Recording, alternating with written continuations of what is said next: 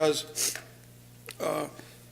there are some folks in the Lord's church that I have been in a study with who would differ on my view, or perhaps on all of our views, in regards to this particular topic. There is a gentleman that I know that preaches the gospel of Christ, who in a chat room refused to call abortion what it is, refused to call abortion murder. Said women have certainly the right to make up their own choice, make up their own minds in regards to either having an abortion or not having an abortion. Would not take a stand against this sin, because that's what it is. It's simply sin, like all other sins that are mentioned in the Bible.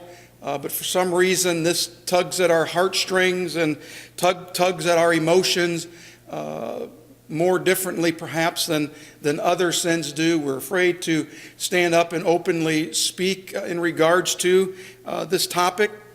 And so in that chat room, when this individual refused to make a stand in regards to what the Bible teaches in regards to abortion, it got me thinking, I wonder how many other folks are in the Lord's church today who have that same similar type of view. I would hope that there's none. I would hope that we would all be willing to take a stand and to say that abortion is wrong, that a Christian cannot have an abortion. It goes against the teachings of what we find in the Bible. It just goes against everything that we believe in as far as the Bible is concerned.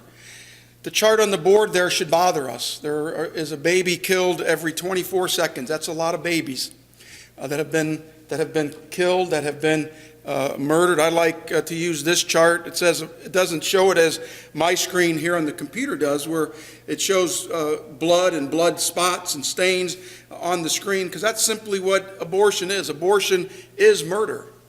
It's one life taking the life of another human being. It is a human being that we are taking the life of, no matter what society wants us to think, no matter what society wants us to believe. Doesn't matter if you're Republican, Democrat, Independent, abortion is murder. And we have to call it what the Bible calls it, murder. It's taking a life. Now, the Bible in the New Testament doesn't explicitly say that abortion is murder, but God's law from the beginning was, thou shalt not murder. And today, in the tenets of the Ten Commandments, living in the tenets of the Ten Commandments, Christians today are not to murder. We would say someone going out here and pulling a gun on an individual on the street corner and pulling out a gun and just for no reason at all and taking the life of that person, we would be in an uproar about that. We would say that person needs to be convicted. That person needs to go to jail. That person maybe even needs to lose their life because they've taken a life. And so we look at abortion differently. And why is that? Why is it that we look at abortion differently? On January 22nd, 1973, the Supreme Court of the United States ruled on the Roe v. Wade case, striking down Texas law prohibiting abortion. And since 1973, abortion has been legal in the United States. In the court ruling, personhood was denied to the unborn, in spite of the fact that the unborn can be heirs, have the right to sue for damages, and to have a guardian appointed on their behalf, so on and so forth. In the year since the 1973 ruling, 20 million unborn babies have been slaughtered in American clinics. More Americans have died by abortion than in all of the wars in which our soldiers have participated. In July 1989, the Supreme Court upheld the right of the state of Missouri to place restrictions on abortion. This has thrown the abortion issue into the hands of state legislators, making it a political hot potato in coming elections. More than a political issue, abortion is a moral issue. Is it right for a Christian to have an abortion? Christianity has not given a clear-cut answer. The mainline Protestant denominations, that would include the Episcopal, the United Methodist, the United Presbyterian, the Disciples of Christ, the United Church of Christ, so on and so forth, have taken a pro-abortion stance. The Roman Catholic Church has taken not only a stance against abortion, but also a stance against birth control. Evangelicals have clearly taken a clear-cut stance against abortion. We should not be asking, what do the churches say, but what does the Bible say? And the question we're going to deal with today, looking all the charts that I have and all the statistics that I have, is abortion sinful? And the only conclusion, I'm going to give it to you now, the only conclusion that we can take away from this lesson this morning is that abortion is sinful. Let's start with a few charts this morning. Certainly want to deal with this topic of worldliness, of abortion. It certainly is a nation that has been polluted with blood. It's a society that has been stained with so much blood. We have so much blood on our hands today. We're going to have to answer for the blood that is on our hands. In the book of Psalms 106 and verse 38, the New King James says, "And shed innocent blood, the blood of their sons and daughters, whom they sacrificed to the idols of Canaan, and the land was polluted with blood." You can go on and read that, the verses before that, the verses after that, especially the verses after that. We can see that the Lord was not happy with this situation, that the Lord's anger was kindled against these folks for doing these kinds of things. And so as we think about abortion today, I don't think any of us in the auditorium today would even give a second thought to having an abortion for all of the reasons that are given today. We would make a stand and say, no, I'm going to have this baby. It might not be the sex I want. I'm going to have this baby. It might be born with defects. I'm not going to abort this baby. I'm going to have this baby. It might be that I was raped, or in some cases the case of incest. I'm not going to abort this baby. I'm going to bring this baby into the world. And if I can't care for this baby, if I can't take care of this precious baby that needs to be born and needs to come into this world, then I'm going to make sure it has life. I'm going to make sure that it has a life. I might even have to give it up for adoption and let someone else take care of this baby. And let me say from the beginning that giving a baby up for adoption is not sinful. Having an abortion would be sinful. But giving a baby life, bringing a baby into this world and giving it life, giving it a mother and a father, giving it a family in which to live and in which to grow up into, maybe even raising that baby, if we're Christians, taking the maybe out of that and bringing that baby up in the nurture and the admonition of the Lord, showing that baby that there is a God, that there's a good God and God is a loving God, that He sent His Son to this earth to live and to die so that we might be able to have everlasting life when our lives here on this earth are over. And that's the God that we serve, a God who is a loving God, not to be reminded of parents or those who lived centuries, years before us, who did terrible things, horrible things to precious little souls. Let's not be that way, and let's teach these things to our children. Let's teach these things to those who we come in contact with. As we think about abortion, we think about the laws in which we live today. There was a book that was written that is entitled "I Was Wrong." It was written by really two individuals, Roe versus Wade, January 22nd, 1973, as I've already mentioned.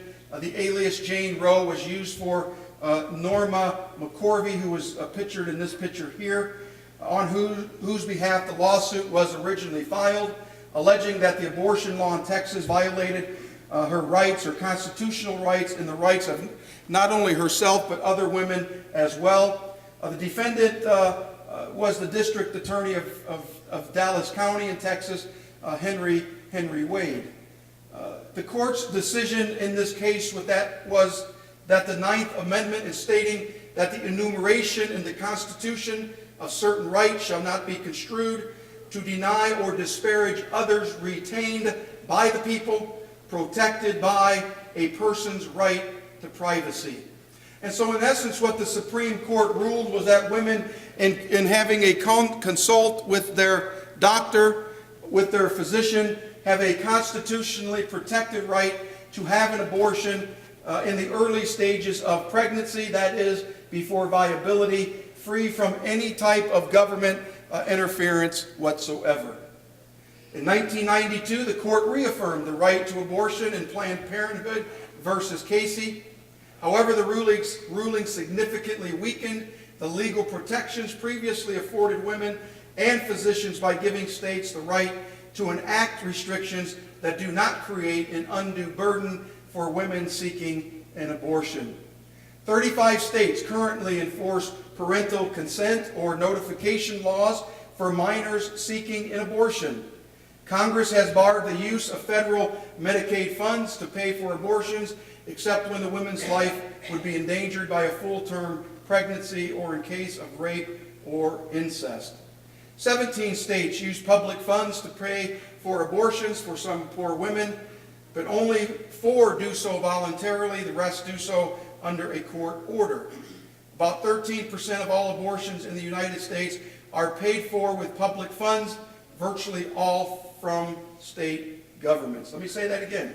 About 13%, 13 out of 100 of all abortions in the United States are paid for with some kind of public funds.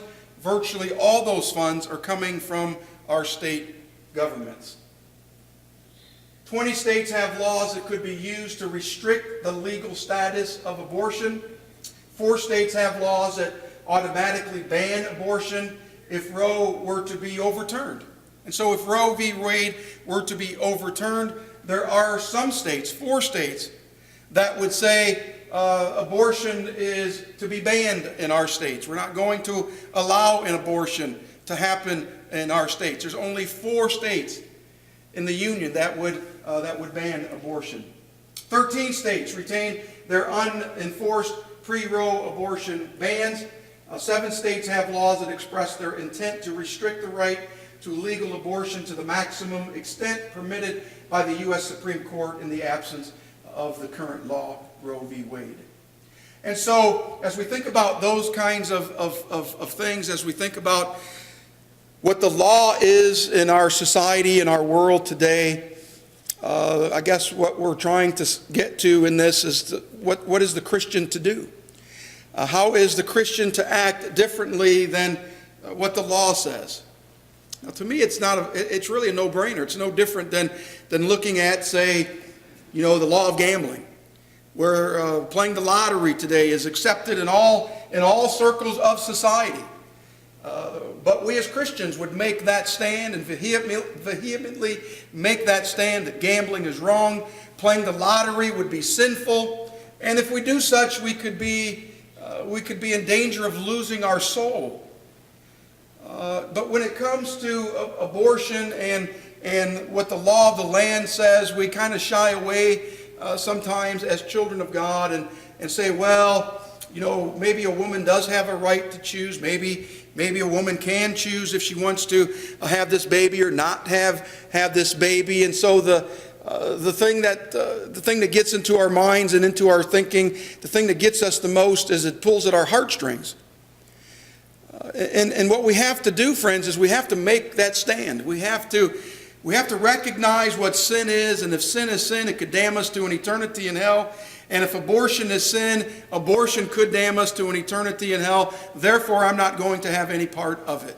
I'm not going to teach any differently. I'm not going to teach that a woman can have an abortion. I'm not going to teach that it's a woman's right to have an abortion, just like I wouldn't teach it's your right to decide if playing the lottery is okay. I would tell you that playing the lottery is not okay.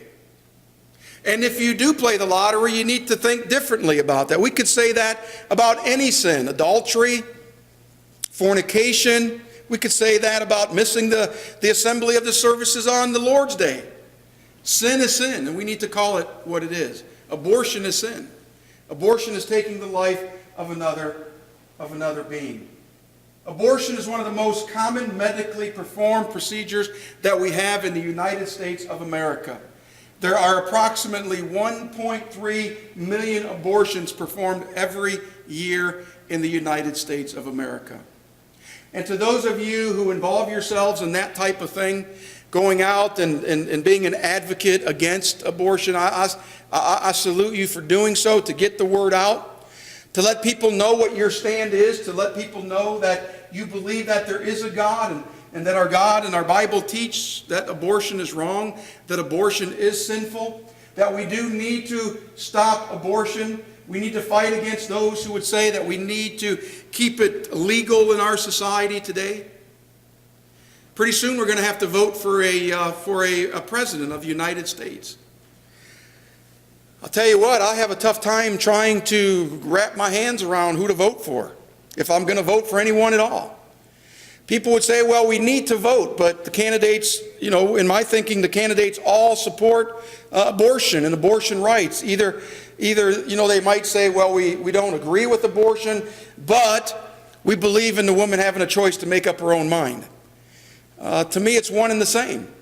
Who is it that we're going to vote for in this? Can we find someone in this election who would stand up in society today, stand up against this huge teaching that takes place in our world today, and find someone who's running to be the next president of the United States, who would make that claim that abortion is sin? That abortion is sin, and I don't want to have anything to do with it. And if abortion is sin, I'm going to be a president that overturns Roe v. Wade. I'm going to make abortion illegal in our society today. Wish we had a man that would do that, don't you? That would make that stand, that would make that claim. It would sure make voting for an individual a lot easier for me, and hopefully for you as well. But again, think about this, friends. 1.3 million babies that are killed every year in the United States because of some reason or another. We're going to talk about those here in just some of those reasons here in just a little bit. 1.3 million precious souls that have been taken from our society. Well, let's look at this chart. This chart, and you can see where I've gotten the information from. I've gotten some information here as well in print. But abortions per 1,000 women from the ages of 15 through 44 in the state of Indiana, there are 11 abortions per 1,000 women in the age group of 15 through 44. You can look at some of these other states and see where a lot of these are coming from. 31 over on the West Coast, 30 in 1,000 down here in the state of Florida, 36 over here in the state of North Carolina. I mean, the numbers are just alarming. These numbers were per 2007. That's the latest statistics that I could find. I'm sure these statistics have maybe even gone up since the printing of this chart, but that should alarm us. And what this chart really shows is that abortions happen everywhere. Abortions aren't just confined to certain areas of our country. They happen all over the world. Abortions since 1973, there's been 1.37 million abortions per year that happen. That is approximately 3,700 babies a day. Can we even wrap our hands around that number?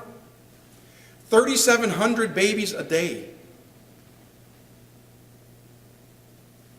that have been aborted for whatever reasons that people would want to give. 3,700 a day.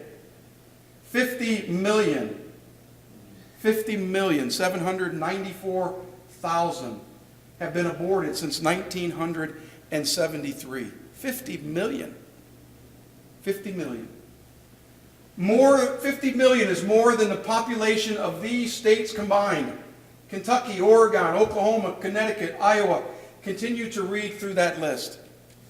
More than the population, more than the people who are living in these states alone, have we taken the lives of precious little souls. 50 million abortions since 1973 is more than the number of deaths for leading causes of death. Heart disease. Since 1973, there's been 631,636. Because of the cause of cancer, 559,888. So on and so forth. You can see the numbers there. These numbers are taken from 2006. these numbers may have even gone up more as well. More abortions since 1973 than all of these leading causes for death combined. Staggering numbers, aren't they? Just staggering. Staggering. Blows our mind. 1.86 million causes here, 50 million from abortion. Abortion since 1973, 50 million. To date, over 1.3 million Americans have died when answering the call at all four corners of the world. And I've listed I got this chart from the wars of conflict. There's 49 million more than casualties of all the U.S. wars combined. When we look at the U.S. wars, and especially during the times in which I've lived, we think of the Vietnam War and how senseless that was, and how many of our young men and women lost their lives unnecessarily. And we think, man, that was stupid. I mean, really, that's what we think. And we think of this number of abortions, of lives that have been taken since 1973. We don't bat an eye at this number. But when we look at these numbers over here, we think, how foolish of it was us to be involved in those wars, for our men and women, my own son and daughter, to have lost their life. But when we think of 50 million babies, so many don't even give pause to that number. And it's an alarming statistic. Since 1973, 50 million babies have lost their lives. Adolf Hitler, remember him? He murdered 6 million people, and we call him mad. He murdered 6 million people, and we call him evil. He murdered 6 million people, and we call him sick. What do we call those who murdered 50 million people, 50 million babies? What do we call those individuals? Number of abortions reported, a number of legal abortions. And again, that would be legal according to our society. You can see down here in 1970, there were about 200,000 legal abortions that were performed. It's climbed all the way up in 1990 to just over 1.4 million. It has come down in recent years. The latest statistic that I could find was in 2004 to just a little bit over 800,000 abortions that are being performed. With respect to the abortion issue, would you consider yourself to be pro-choice or pro-life? Back in 1995, 33% of those surveyed said that they were pro-life. 56% of those said that they would be pro-choice. Today we see, or in 2009, we see where that number has come down for those who are considered to be pro-choice to 42%. It's the first time that you see on this chart really where anyone who says they are pro-life is at an all-time high of 51%. And I'd like to see some statistics after this. This was the latest information that I could find. And maybe some of you who attend those rallies and have better information than what I'm showing here this morning could attest to that later. But maybe this is even swinging more upward, as we would hope it would for those of us who would determine to be pro-life. Some of these numbers, where they are really low, should really bother us. 33% is an alarming number of those who would choose life over death, especially as it relates to aborting a baby. Combined position on legality of abortion from May 8th through May 11th, 2008, of those who were surveyed, 28% of those surveyed said an abortion should be legal under any circumstance. Some said legal under most circumstances, 13%. There were 40% that said legal only in a few circumstances, and some 17% would say illegal in all circumstances. If you come over to May 7th through 10th of 2009, you can see where those numbers, except for this column here, where it should be illegal in all circumstances, it has grown, and that's a good number. And so maybe again, as we see more data coming in from these charts, we see where perhaps and prayerfully more people are making that stand for abortion, and these numbers hopefully are continuing to come down. Now this is a chart I don't really like to talk about. I throw it in here to just tell us how these babies are murdered, or show us how these babies are murdered. I was Googling some images for this lesson, and I saw a disturbing graphic where this doctor had a gun in his hand and he held it to the abdomen of the woman who was pregnant. And of course, the thing that went off in your mind is, yeah, that's how babies are murdered. How babies are murdered today. But they're murdered in some horrific ways. Suction and aspiration would be one. Having a DNC, I had to ask Donna how to pronounce that. I think it's curtilage. If I'm pronouncing it wrong, please excuse me. Dilation and evacuation, salt poisoning, having a saline injected into the womb. Prostaglandin chemical abortion, other methods as well, hysterectomy or cesarean section, some of these being more brutal than others.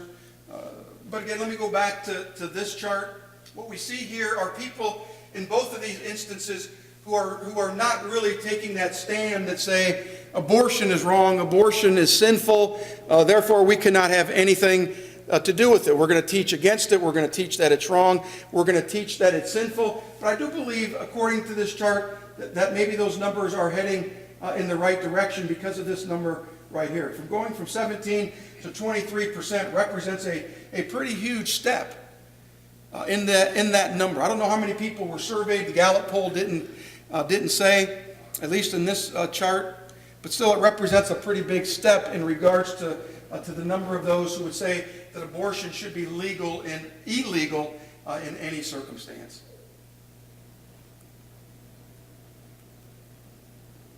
As we think about these, I just put a little thing in there saying all those are inhumane. They shouldn't be practiced. Abortion shouldn't be practiced. Wouldn't it be nice if preachers didn't have to stand up and give lessons like this, preaching against these kinds of things, abortion? Wouldn't it be nice if preachers didn't have to preach against sin in general? But certainly we do, and this is no exception. I gave you some more statistics. Who's having abortions? What age groups? What age group would you think? In what age group would you think people are having abortions the most? What age group? You'd say teenagers. Anybody else? I don't know. Leaves a couple other. So teenagers we would probably think the most, right? That's what I thought of. From 15 to 19 years old, 19.2% of abortions that have been performed, 146,000. From the age group of 20 to 24, 245,653. That represents 32.3% of abortions. From the age group of 25 to 29 represents 22.4%. From 30 to 34, 14.2%. From 35 to 39, 8%. Over 40, 2.4%. And so teenagers aren't the ones having abortions the most. I thought the same thing. It's the age group from 20 to 24, 245,653, representing a total of 32.3% of all the abortions. And again, those numbers have been since through 1995. Again, this chart represents that it isn't just one group of people, teenagers having sex and not wanting the baby, or having sex and not wanting their parents to find out, so they go and have an abortion. That's not what this chart is showing me. That's not what that chart is showing us. The chart's showing us that all age groups of women are having abortions today. According to race, what would you say is the number one race of women having abortions today? Number one race. Would you think it was, let me just throw this out there, would it be white or black or Hispanic? Think it would be black? That's what I thought. According to race, and again statistics from 1995, white women 349,857 represents a whopping 57.8% of abortions. African American or black 205,442 representing 33.9%. Other 32,357 representing 5.3 abortions, and the unknown 17,000 representing 2.9. Again, the chart showing it's not just one group of race having abortions, it's all races. But in particular, this chart would bear out the point that maybe we're a little construed sometimes in thinking that, you know, as we were discussing last night, my family was discussing this particular chart, and I asked them this question, and immediately, you know, my mind still goes to African American because, you know, for reasons like if you read statistics about babies out of wedlock, they would lead in that statistic. The poor factor, where they don't have as much money, perhaps as white or other ethnics make or have, and so we would think that because of the money issue, they can't bring a baby into the world, they can't raise a baby, they can't provide for the baby, and because of that, then they're going to do away with the baby. They're going to have the baby aborted. But that's not what this chart shows me. That's not what that chart reflects. The 349,857 abortions were performed by those who are Caucasian or white women. Again, those statistics come from 1995. Who's having them? The marital status, those who've never been married, represent 64.4%. Married individuals, 18.4%. Those who are divorced represent 9.4% of those who have abortions.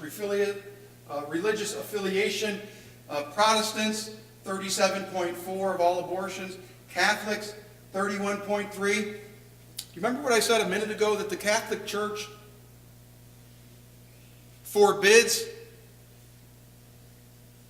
an abortion and forbids any type of birth control. Remember me saying that? That's a fact. Religious affiliation, the Catholic Church is second highest on this chart of who by, you know, religious affiliation is having abortions done. The Jewish people, 1.3%. No affiliation, atheists thrown in there. Evangelicals, 18%.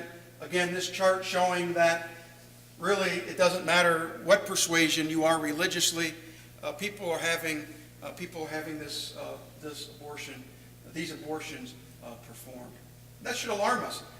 Maybe we don't know of anyone in particular who's in the church who's having an abortion. Like I stated earlier, I have a friend who would teach that he's pro-life and wouldn't make a stand that abortion is murder.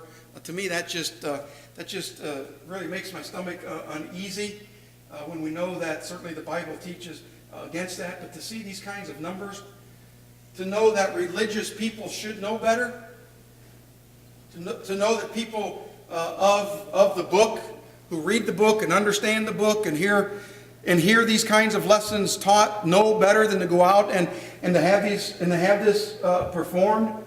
When those who are Protestants represent the highest, Donald Trump calls himself a Protestant. You know, and we know, at least if you've done any background search on him at all in regards to abortion, it would bear the point out that I made earlier in regards to his stand. Well, does it matter in regards to income as far as who's having abortions? Less than those that make $15,000 a year, 28.7% are having abortions. Between $15,000 and $29,999, 19.5% are having abortions. Those that make $30,000 and up to $59,999, 38%. Those that make over $60,000 a year, they represent 13.8% of people who are having abortions. Now, while I might have thought when I was putting this together that it might have been the highest in this category, again, for all the reasons that I've already mentioned, I was kind of shocked to see that it was in this category here, that those who make $60,000 down to $30,000 is the highest category of those who are having abortions in our society today. A lot of reasons are given. I have bad health. It's going to put me at risk as a mother. That only represents 6% of a reason for having an abortion. social reasons. What would you think is a social reason? I'm sorry? Exactly. That's the number one a social reason that was given that I could find. I don't want anybody to know. I don't want anybody to know that I was fooling around. I don't want anybody to know that me and Joe we're having sex, and so I'm going to get rid of this baby, and no one will ever know. That was the number one reason that was given. And although that might be true, although that might be the number one reason, and no one will ever find out, who will always know? God will always know. God is an all-seeing eye. God has an all-seeing eye. God knows everything, and no matter what we try to get away with in our society today, especially as it relates to abortion, we know that we're going to have to answer to God for that one of these days. We're going to have to give an account for what we've done in this body. And while I hear a lot of times people will use the argument of rape or incest, and I'm not trying to make light of that, I'm not trying to dismiss it in any way, but one of the lowest reasons for women having an abortion today was because of rape or incest.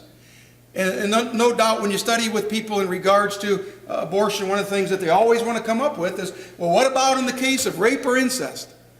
Well, it's only happening in 1%. I shouldn't say only happening. It's happening in 1% of women who are giving that as a reason for having an abortion today.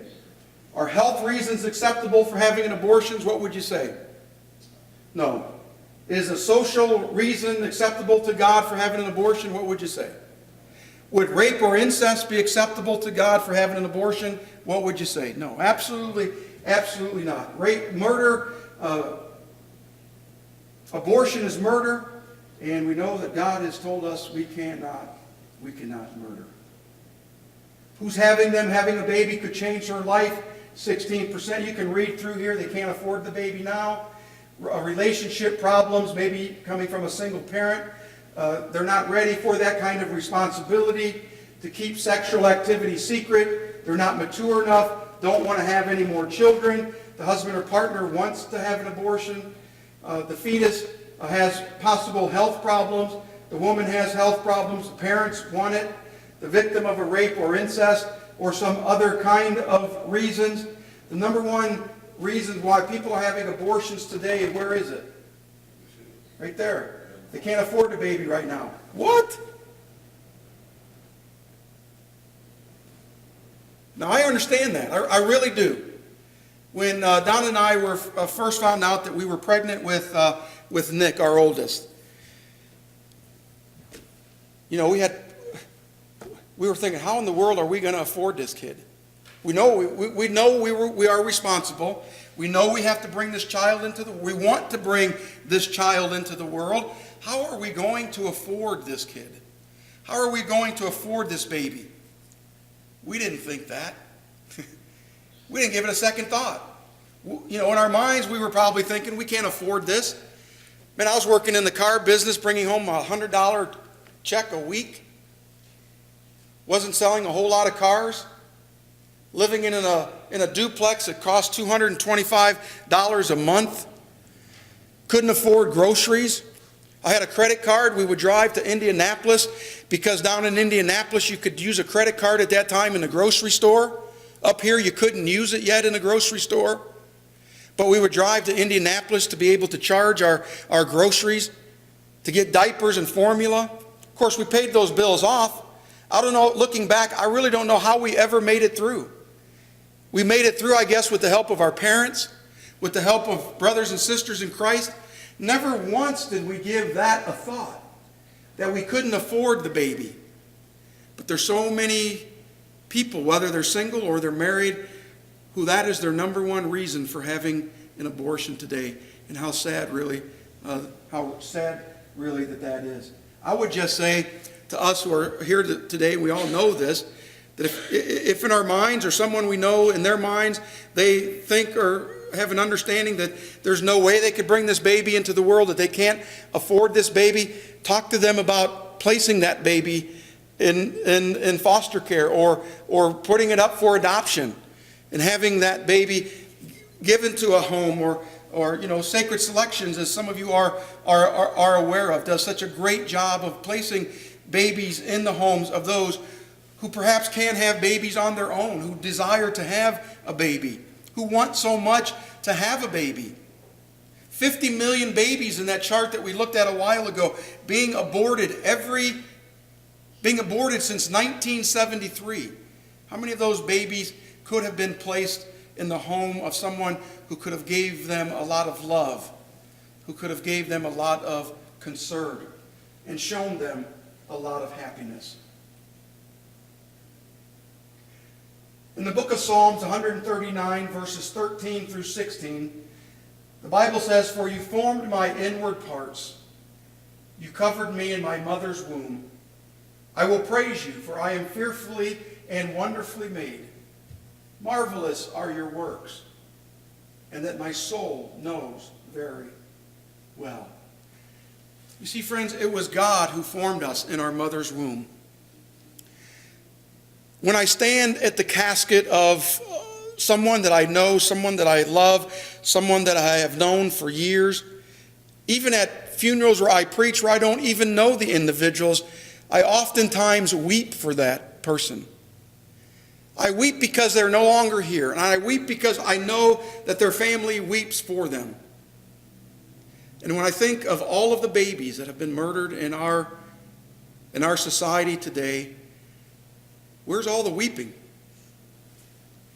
Where's all the noise being made? I know we go to rallies and those sorts of things, and hopefully we can see those numbers begin to come down because of those who are making that kind of stand, who are making that kind of impact. But still, you know what? Even one baby being murdered, one baby being aborted is too many. And where's the weeping? Where's the crying for that soul? God formed that soul. God gave that soul life. And man has decided, because of the ability that we have today through medical science, that it's okay to take a life.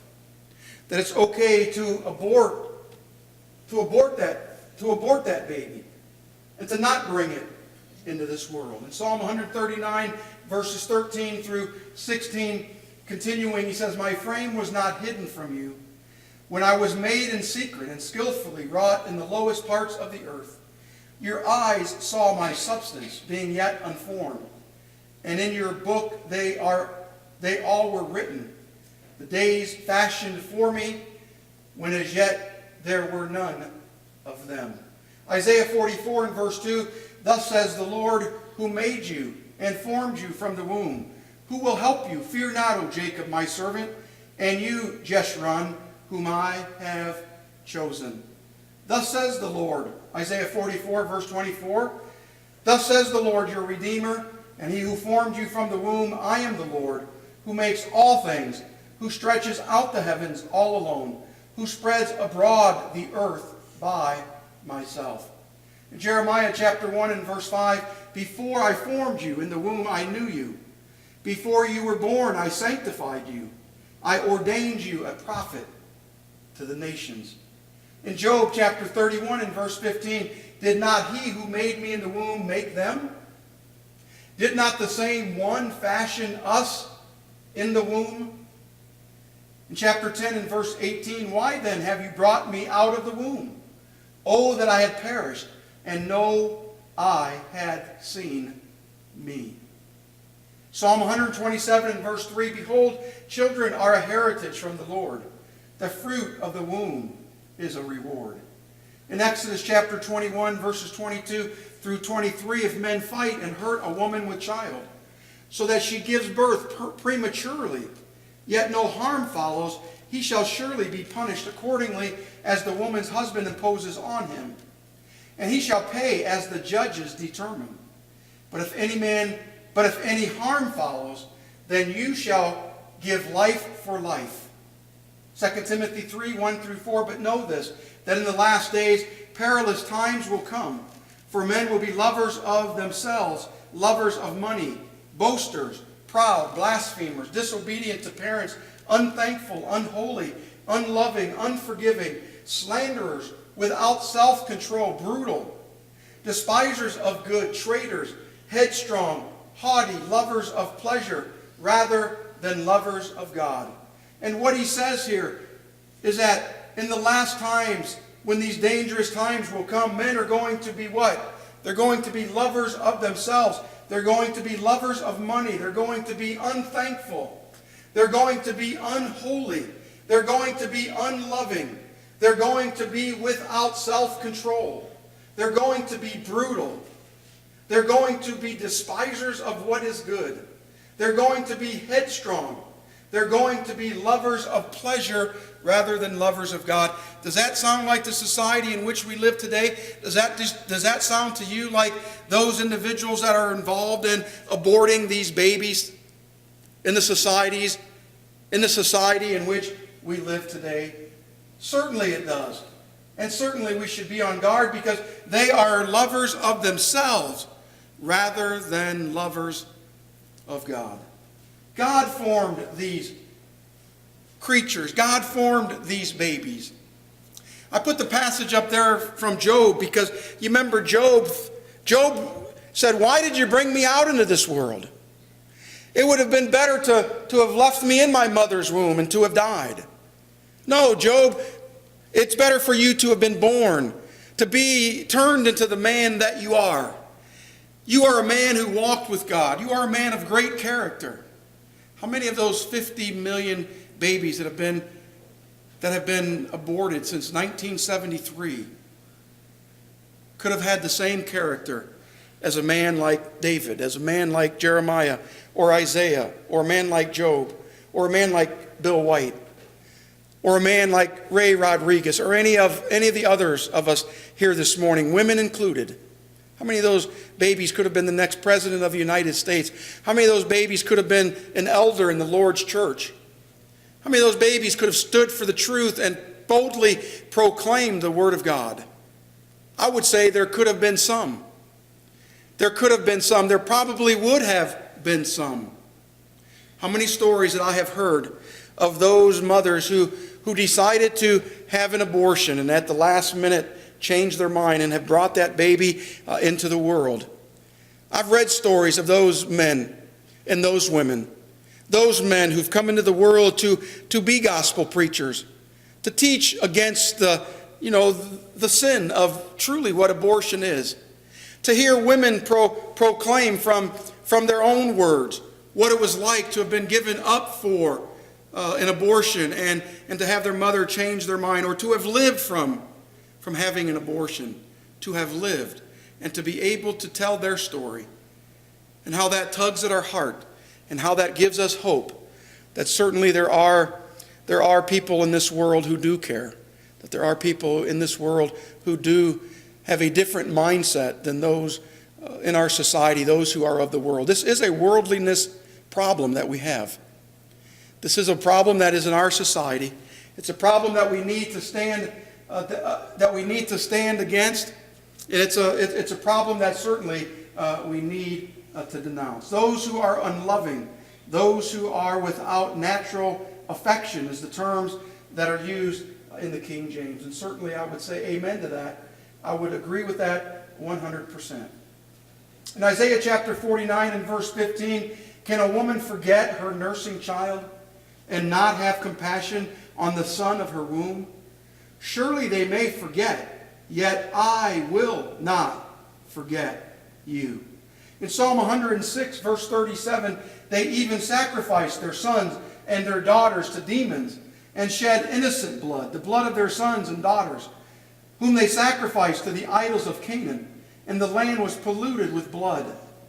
Millions of sons and daughters, friends, today are being sacrificed to the idols of humanism, to the idols of selfishness, and to the greed that is in our society today. Our nation has become stained. It didn't happen today. It didn't happen today. It didn't happen yesterday.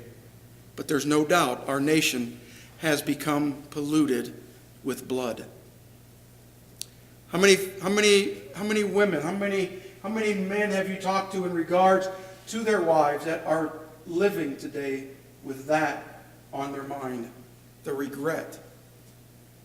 The regret. I know a close sister of ours. You know her too. Regrets to this day having had an abortion. It's with her every single day. Having to live, to have made that kind of decision. Guilt and depression. I don't see how someone can kill a child and not live any other way than living in guilt and live in depression. Or to see someone whose conscience is so seared that they really didn't give a care. They really didn't understand, really don't even give it much thought as to really what they did. Read some of those lines. Women deserve better than abortion. Women deserve better. Women need love, not abortion. And certainly those things are true. The Evan B. Donaldson Adoption Institute tells us that the number of infants available for private adoption in the United States has been decreasing. Let me read that again, that the number of infants available for private adoption in the United States has been decreasing. The factors which have contributed to this change are increased access to contraception, changed social attitudes about unmarried parenting, and the big one, the legalization of abortion. Between 1989 and 1995, 1.7% of children born to never married white women were placed for adoption, compared to 19.3% in 1973. In 1970, there were 89,200 new adoptive parents. In 1975, the last year for which such data is available, that number was cut almost in half to 47,700. The reason for the decline was due to the fact that fewer U.S.-born white infants were available for adoption. Babies which would have been adopted prior to 1973 were being aborted after 1973. Why is that? Do you know? Abortion wasn't legalized until 1973. And so babies which would have been adopted prior to adoption being legalized were now, because abortion is legal, according to the government, were now being aborted. How sad that is. In 1998, a survey found that about 2 million women aged 15 to 44 had sought to adopt a child, and only 127,407 children were adopted in 2002. Only 2 to 3% of the more than 1 million teenagers who become pregnant this year will place their child up for adoption. 2 to 3%. 2 to 3% of more than 1 million teenagers who become pregnant this year will place their child up for adoption. I don't know if any of you know who this little kid is. That's my grandson. And when I first showed my daughter I was using him in this chart, she's like, why would you use him in an abortion chart? And I use him in this chart because I just can't imagine living without him. I can't imagine living without any of my grandchildren, for that fact. I can't understand why our society allows this kind of thing to happen. Why our government allows this kind of thing to happen when the Bible is very clear. When the Bible is very strong to make the point that murder is wrong. And that taking a life, just to take a life, because I can't afford the life. How our society can handle that. How our society can deal with that. And as Christians, it ought to just make our stomachs rumble. It ought to just turn our stomachs upside down. It ought to just bring tears to our eyes when we think about these kinds of things. And to make that stand. To make that stand that says, I'm a New Testament Christian. I think differently than you as the world does. I don't want to have anything to do with the taking of a life, whether it be a human life. And what I mean by human is an adult life, or a human life as it relates to a piece of flesh that is yet to be developed inside the mother's womb. That is still life. Life happens at conception. Life happens at conception. And any time we take that life that is so precious, that life that is turned into something like this little man, my little man, like your little man, like your little granddaughter, and how precious that they are to us. We can't imagine why 50 million babies since 1973 have just been thrown away. Imagine a pile over there with 50 million babies in it. 50 million. 50 million of these little dudes. 50 million. And how terrible that is to have happen in a society like the United States of America. And how sad it is for those in the Lord's church today who are unwilling to make a stand and to say that yes, our nation is and has been polluted with blood, and it is wrong.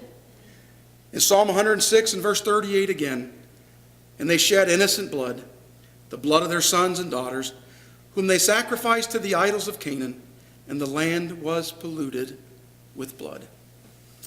That's my presentation for today. Thank you for your time. I'll open it up for any thoughts that you might have, any questions that you might have in regards to. Yes, sir. Great presentation, Garrett. Thank you. It should be presented a lot more in churches, but actually, my point is not presented to the people that knows all these truths. We need to take a stand and show up to those rallies. We can preach all you want to your congregation, and all those congregations you preach it to the people that already know this. But going to those rallies, you find mostly Catholics. I haven't seen a Christian there, except my daughter-in-law. We are not taking a stand. We're taking a stand as far as we preach it to the choir. But we are not taking a stand out there of saying to others, we are Christians, and we're standing for this, and we are going to go and protest about this to make things happen. I think as people that preaches need to preach to those people, those Christians, that their duty is not only stand back, saying, okay, it's wrong, it's sin, but I'm not going to take a stand. I'm going to just let it be. I think what the problem is that we as Christians want to keep everything into this building, into this church, into this group of people that have already been saved, that have already known this. We need to get this word out there when it's needed. That they know every person counts when they show up. We saw the wedding right now over there in Washington. A lot of people show up. Well, this week was a wedding down in America. You know how many people show up? 20 people out of how many churches are around that are taking their time to voice it. The government listens to those that voice it. And we know that for a fact because all of those people, how many people are gay and were voting for putting the law of gay marriages? There's not too many of them, but they're loud and they're out there. And that's why they listen to that. We need to get off of this view and get out there as well. Good point.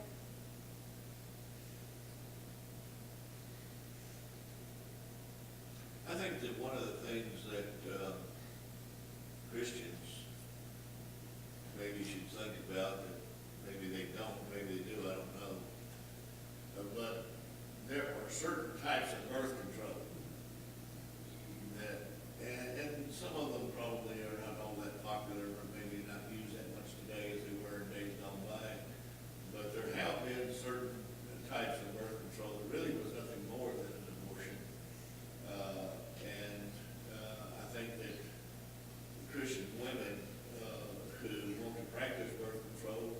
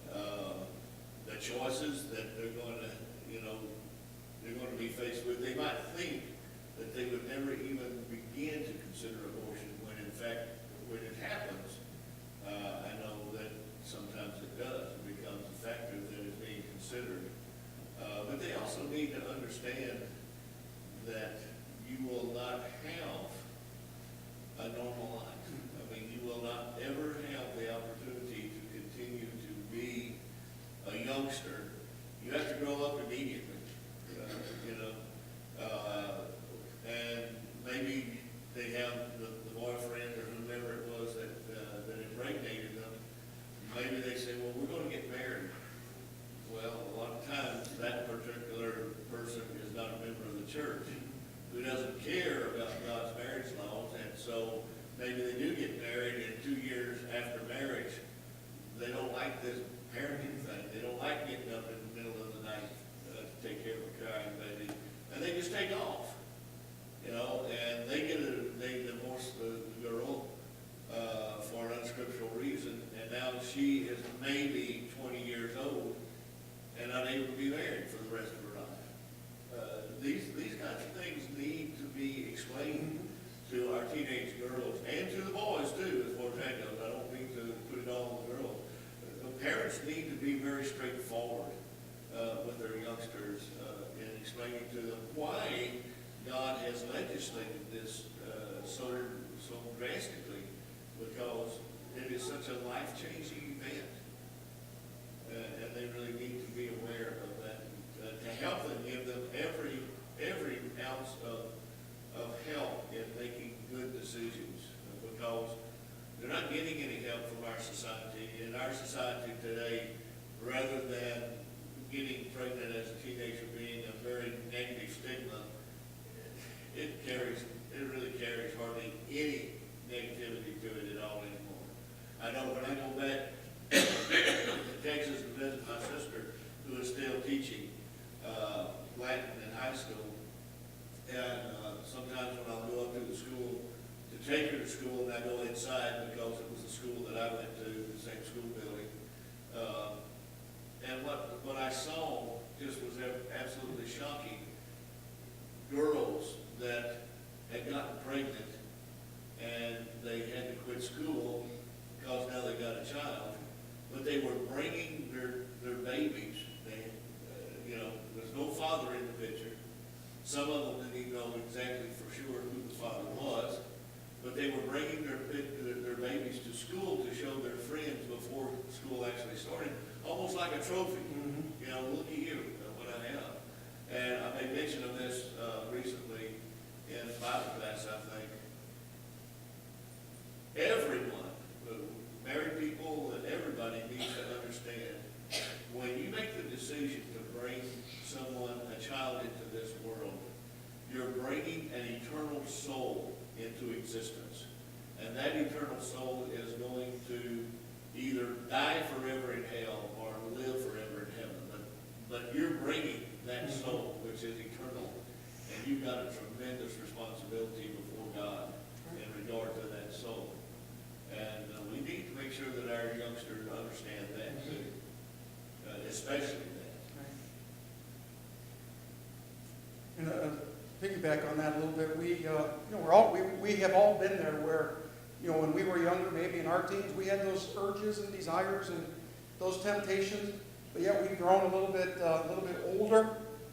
Those temptations and urges didn't leave our young people; they're still there, and they need to be taught. They need to not only be taught, the Old and the New Testament and the books of the Bible, and they need to be taught about worldliness and sex and premarital sex and all those kinds of things, so that they can make a wise decision. I'm not saying that everyone who makes a decision to have sex before marriage and ends up with a baby wasn't taught those things. That's not what I'm saying at all. I think that we just need to do a better job at teaching our young people.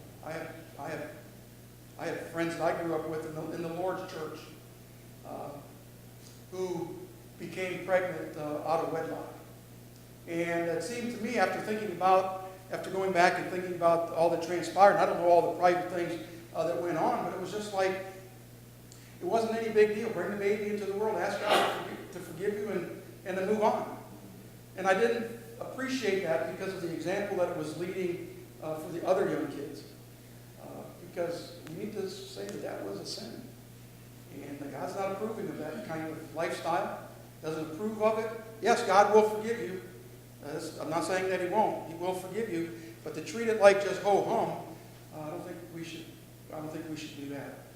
Recognize it as sin. Call it sin. Pray for the person. Pray for the one that they're bringing into the world. Pray for everyone that's involved. Pray for the dad. That the right thing might be done.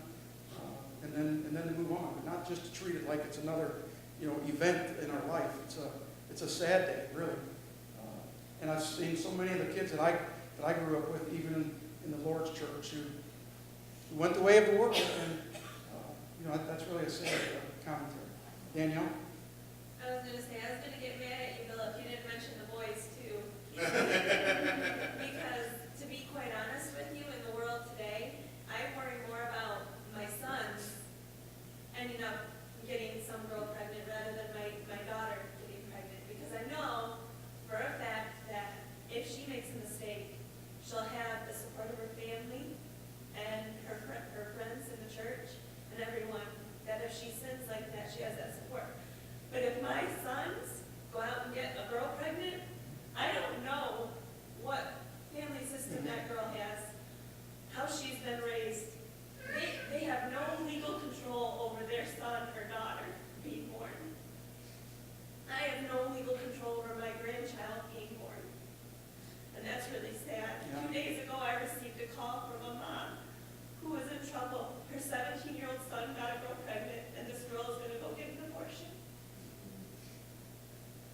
That's sad. That is. It's really sad. They have no legal control. The 17-year-old son has no legal control over that. Luckily, with enough prayer and everything, that girl is deciding to go get help with the Women's Center, and she's deciding right now to keep that baby. She's 9 weeks pregnant right now, so. And how far along is she? I'm emotional. I know, hey, this is an emotional subject. She's 9 weeks pregnant. 9 weeks. So, they're both 17-year-olds. Her parents are really pushing her to get an abortion. What faith are they, do you know? I'm not sure. Not that matters, I was just interested. Yeah, that's a shame. And, as I prepared for this lesson, I couldn't help but think about how many times I've heard a lesson somewhat along these lines of abortion in the Lord's church today. It's more than going to a rally. It's more than just saying, let's make a stand. It really involves a lot of hard work, just like teaching against any other sin does. We would teach against adultery very, very forcefully and very strong. We would teach against the sin of forsaking the assembly. We would teach and say that is wrong, that Christians shouldn't involve themselves in not involving themselves in the service of the church.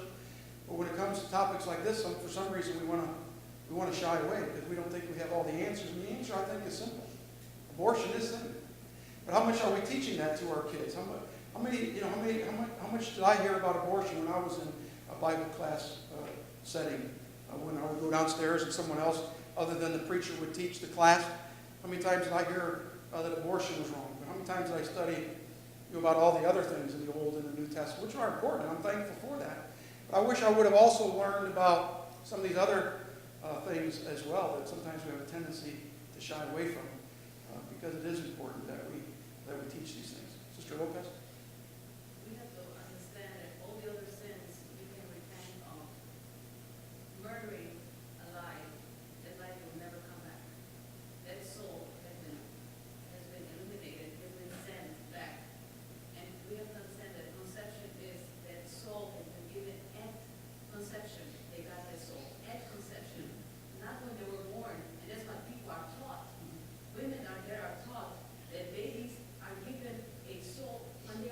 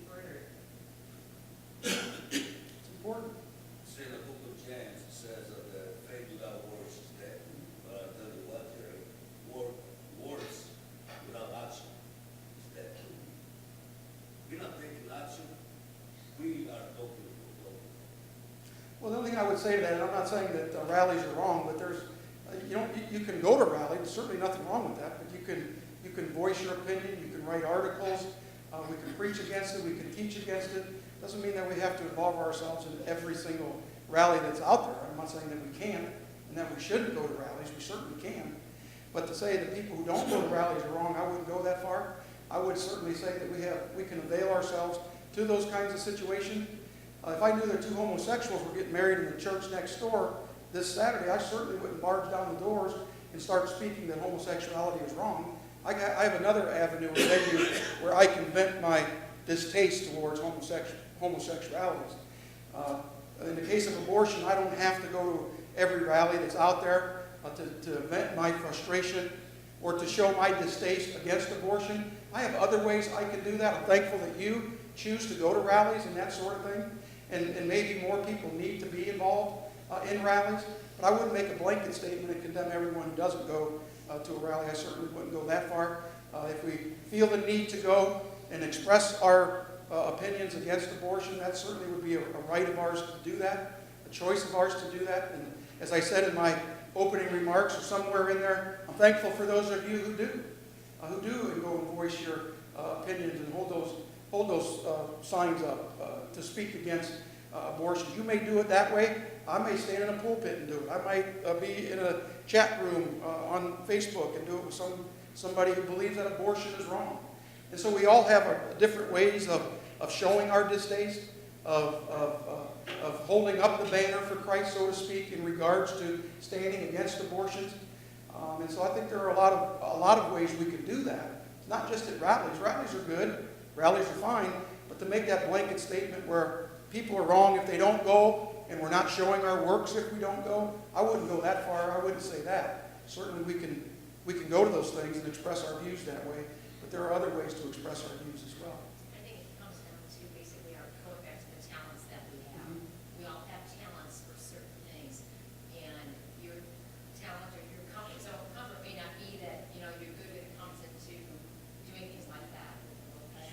That's one of their strong points, one of their talents. It might be mine.